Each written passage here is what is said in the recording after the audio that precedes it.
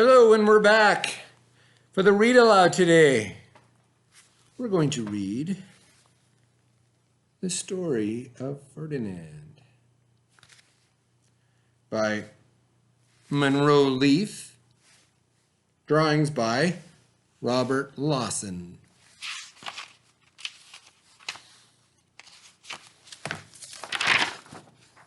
Oh, you can get that coloring sheet out. If you notice, that's Ferdinand on there. You probably know the story of Ferdinand, but it's one of my favorites. And you guys, oh my gosh, this is so hot. I gotta take this helmet off. Whew! Hot, hot. All right. So now, since we're reading about Ferdinand, I'm a cowboy. How many cowboy hockey players do you know? Actually, I'm not a cowboy, but I do play hockey in a league. All right, story of Ferdinand. Sometimes bull riders wear helmets like that. So there's a little connection there, isn't there? All right, the story of Ferdinand. Once upon a time in Spain,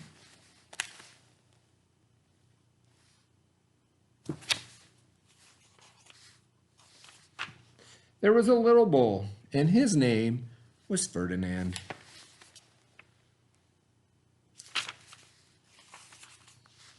All the other little bulls he lived with would run and jump and butt their heads together.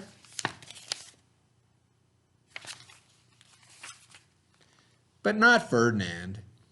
He liked to sit just quietly and smell the flowers.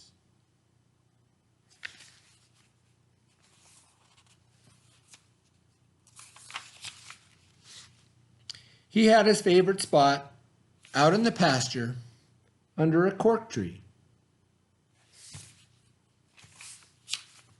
It was his favorite tree, and he would sit in its shade all day and smell the flowers. Sometimes his mother, who was a cow, would worry about him. She was afraid he would get lonesome all by himself. Why don't you run and play with the other little bulls and skip and butt your head? She would say. But Ferdinand would just shake his head. I like it better here where I can sit just quietly and smell the flowers. His mother saw that he was not lonesome, and because she was an understanding mother, even though she was a cow, she would just let him sit there and be happy. As the years went by, Ferdinand grew and grew until he was very big and strong.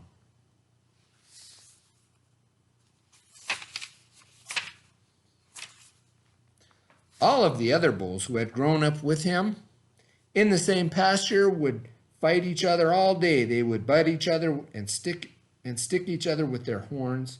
What they wanted most of all was to be picked to fight at the bullfights in Madrid.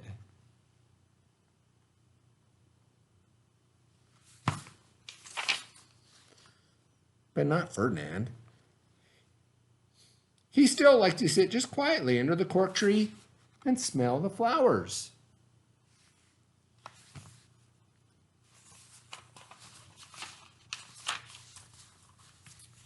One day, 5 men came in very funny hats to pick the biggest, fastest, roughest bull to fight in the bullfights in Madrid.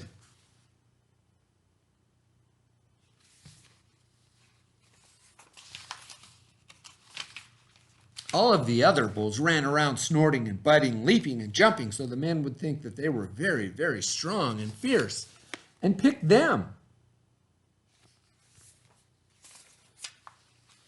Ferdinand knew that they wouldn't pick him, and he didn't care. So he went out to his favorite cork tree to sit down.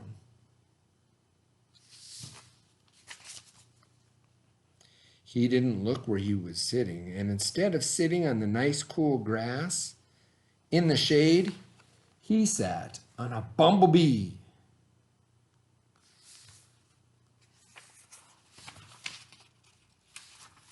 Well, if you were a bumblebee and a bull sat on you, what would you do? You would sting him. And that is just what this bee did to Ferdinand.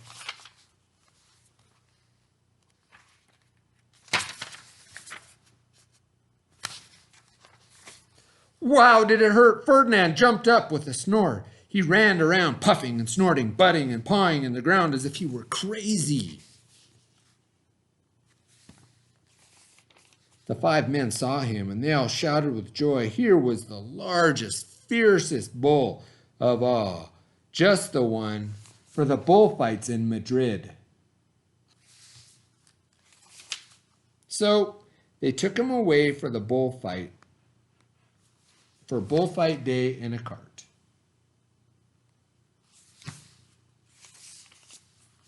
What a day it was. Flags were flying, bands were playing.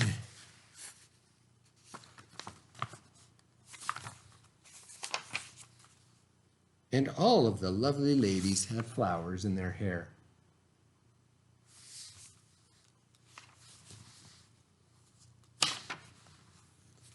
They had a parade into the bull ring.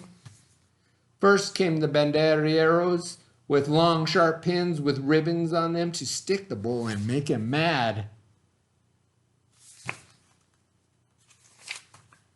Next came the picadores, who rode skinny horses, and they had long spears to stick the bull and make him madder.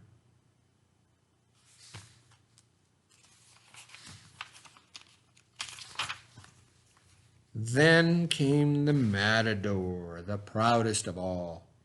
He thought he was very handsome, and he bowed to the ladies.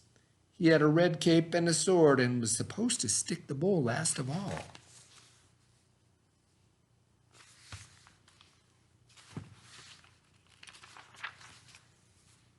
Then came the bull. And you know who that was, don't you? Ferdinand. They called him Ferdinand the Fierce, and the banderilleros were afraid of him, and the picadores were afraid of him, and the matador was scared stiff.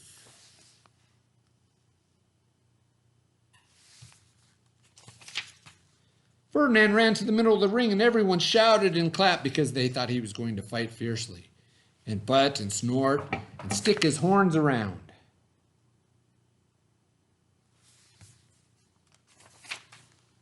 But not Ferdinand. When he got to the middle of the ring, he saw the flowers in all the lovely ladies' hair, and he just sat down quietly and smelled.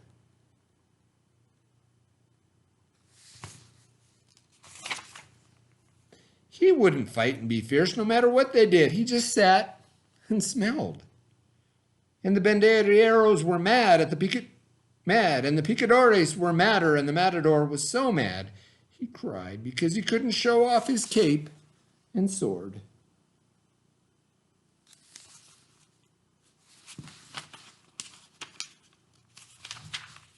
So they had to take Ferdinand home.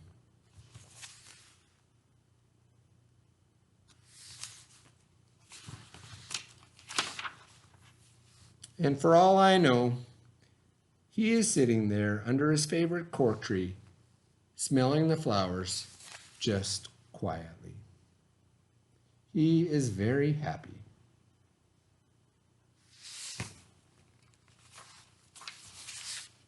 The end.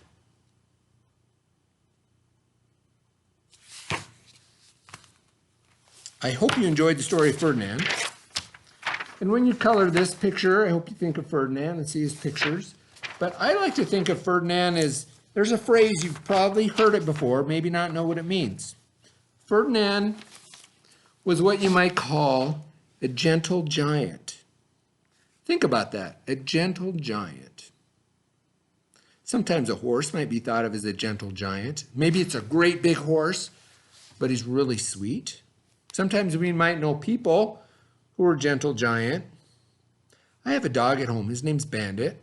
He's called the Great Pyrenees, Akbash, and Spanish Mastiff. He's bred to be a sheepdog.